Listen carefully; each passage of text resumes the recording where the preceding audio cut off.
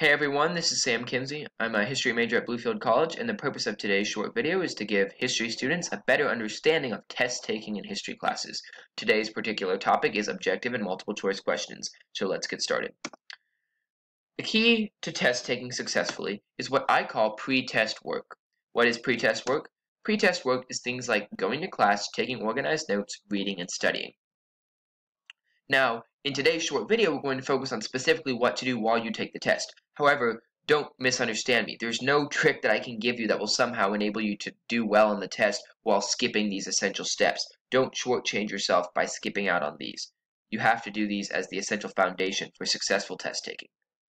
So, now, looking at the actual multiple choice and objective questions, the key to these questions is knowing the information. I know that sounds redundant, but I hope to give you a better understanding of this. So you need to review your notes, and especially if the professor gives you a review sheet, use that to tailor your note-taking towards the information that'll be on the test.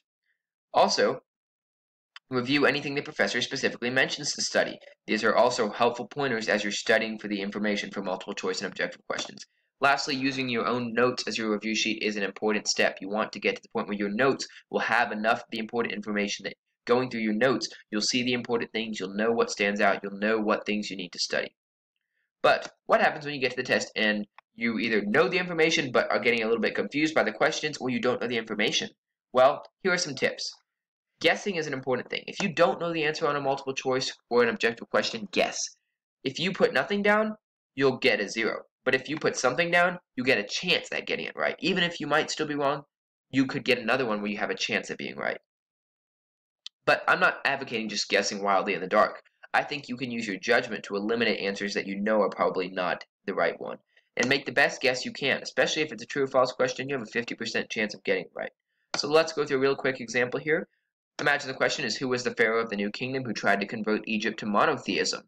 Now, maybe you're stressed out because you don't remember the answer choice. However, if you can look through these answer choices, you can use your judgment, hopefully if you remember some things, to find a more likely guess.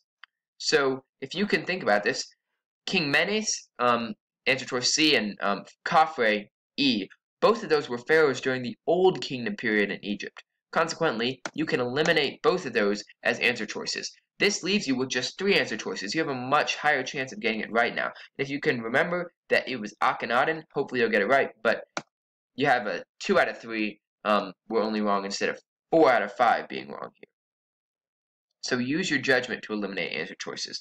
Another tip is for the matching questions or multiple choice, see if you can remember the answer first before looking at the choices. In this case, see if you can remember the answer as soon as you read the question rather than looking at the choices, because if you look at the choices, you can confuse yourself or throw yourself off because there could be other ones that sound similar. So for example, the question is something like this. Who was the king who united Macedonia under his rule and conquered Greece? Now, if you're remembering correctly, the answer choice is Philip II of Macedon, Alexander the Great's father. But if you just looked at the answer choices immediately, you might be thrown off when you see the name Alexander the Great, because that sort of sounds like the description of Alexander the Great.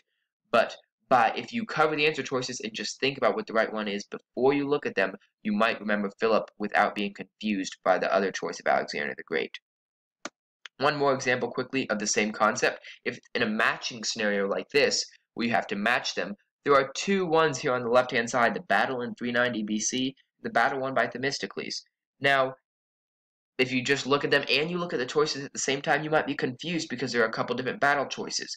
However, if you just go down the left-hand side trying to remember the answer to each question before you look at the choices, you might remember that the battle in 390 BC was actually Marathon and the battle won by Themistocles was Salamis.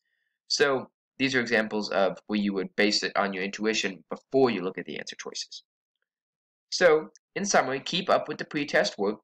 Study to know the material. That is key to these questions. But if you don't know the material, make an educated guess by eliminating answer choices. And try to remember the answer before looking at the choices if you can. Thank you all for listening. I hope you do well in your history classes. Good luck.